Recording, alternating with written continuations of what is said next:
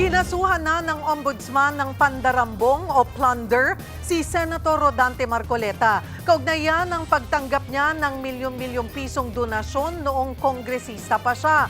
Bukod pa sa plunder, nahaharap din si Marcoleta sa kasong may kinalaman sa pagtanggap ng regalo ng isang public official mula sa pribadong individual. Live mula sa Sandigan Bayan, nasa frontline ng balitang yan si Camille Samonte. Camille, ngayong may kaso na, may impormasyon naman ba kung kailan ilalabas ang warrant of arrest laban kay Senator Marcoleta?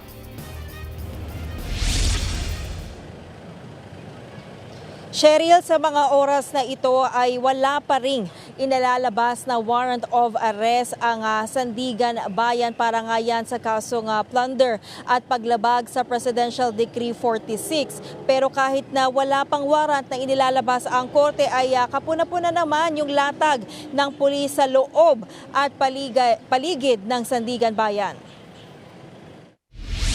3 araw nagrally ang Iglesia ni Cristo para suportahan si Senator Rodante Marcoleta pero hindi natinag niyan ang ombudsman. Ngayong araw, formal nang nagsampa ang Office of the Ombudsman ng 3 counts ng plunder laban kay Marcoleta. Bukod pa yan sa kasong paglabag sa Presidential Decree 46 o pagtanggap ng regalo ng isang public official mula sa pribadong individual. Umiikot ang kaso sa 75 million pesos na campaign donations na tinanggap umano niya bago ang campaign period para sa 2025 elections. Kasama rin kinasuhan ng 3 donor na sina dating Congressman Mike Defensor, Joseph Espiritu at Aristotle Viray. Batay sa donor's tax returns, nasa 30 million ang donasyon na ibinigay ni Defensor kay Marcoleta, habang 25 million naman ang nagmula kay Espiritu at 20 million naman mula kay Viray. Ang mga donasyong yan ay hindi idineklara ni Marcoleta sa kanyang sose at salin.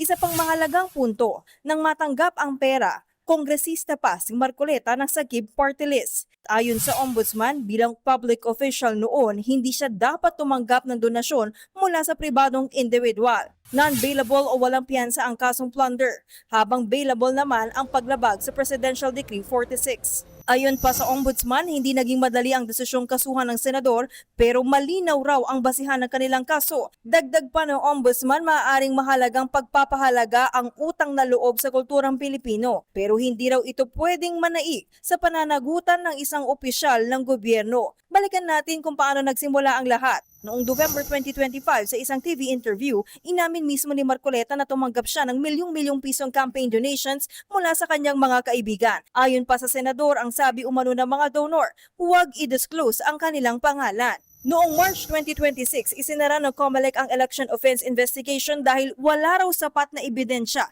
ng paglabag sa Omnibus Election Code. Pero ipinagpatuloy naman ng Office of the Ombudsman ang sarili nilang investigasyon hanggang sa irekomenda nitong kasuhan ng plunder si Marcoleta. Nakahanda po akong magpakulong. Kung kinakailangang maaresto po ako, wala pong problema.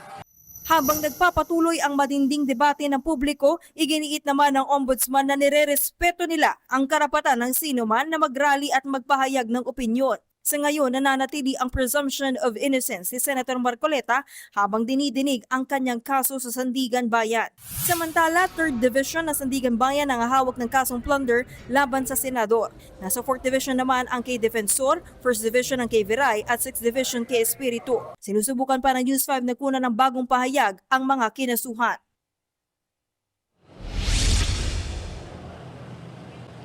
Cheryl, kaninang hapon ay naka-live itong si Senator Marcoleta sa programa ng INC pero hindi siya nagbigay ng anumang reaksyon kaugnay nga dito sa pagkakasampa ng kaso laban sa kanya. Samantala, binigyan din ng ombudsman na magkahiwalay na araw daw noong January 2025 natanggap ni Marcoleta itong donasyon at lumalabas din daw na nagsabwatan umano sina Marcoleta at kanyang donor sa pagtatago ng tunay na intensyon nitong 75 million pesos na donasyon. Naghain lamang daw ng donor's tax returns ang tatlo halos isang taon matapos nga maibigay itong pera kay Marcoleta. Cheryl.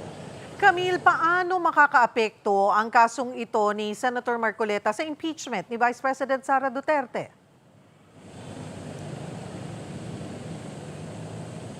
Cheryl, posibleng patawan ng preventive suspension si Senator Marcoleta. Alinsunod yan sa paglabagan ng anti-plunder law, pero hindi naman yan otomatiko na ipapataw agad, no, Cheryl, dahil hihingan pa rin ng korte ng eksplanasyon at position paper ang kampo ni Marcoleta para nga depensahan yung kanilang panig kung bakit karapat-dapat na hindi siya patawan ng preventive suspension. Kung sakali man na magdesisyon ang korte na siya ay suspindihin, ay hindi maaaring makapag-participate itong si Senador Marcoleta sa anumang Senate proceedings. Cheryl.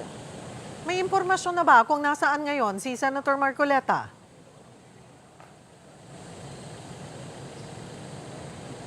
Cheryl, sa ngayon, yan yung sinisikap nga nating alamin mula sa kanyang kampo. Pero kanina, Cheryl, ay may ilang mga abogado na kinatawan umano nitong ni Senator Marcoleta ang nagtungo nga dito sa Sandigan Bayan, pero tumanggi sila magbigay ng anumang kumpirmasyon at pahayag kung nasaan ang lokasyon nga sa mga oras na ito ni Senador Marcoleta. Cheryl.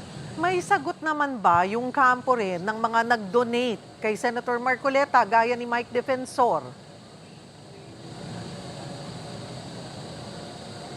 Cheryl, gaya nga ni Senator Marcoleta ay wala pa rin silang inilalabas na pahayag tungkol dito at wala rin tayong impormasyon tungkol sa kanilang mga representative o legal counsel. Pero ang sa nakita lang natin nga kanina ay tanging representative lamang ni Senator Marcoleta yung nagtungo rito para nga humingi ng impormasyon. Cheryl.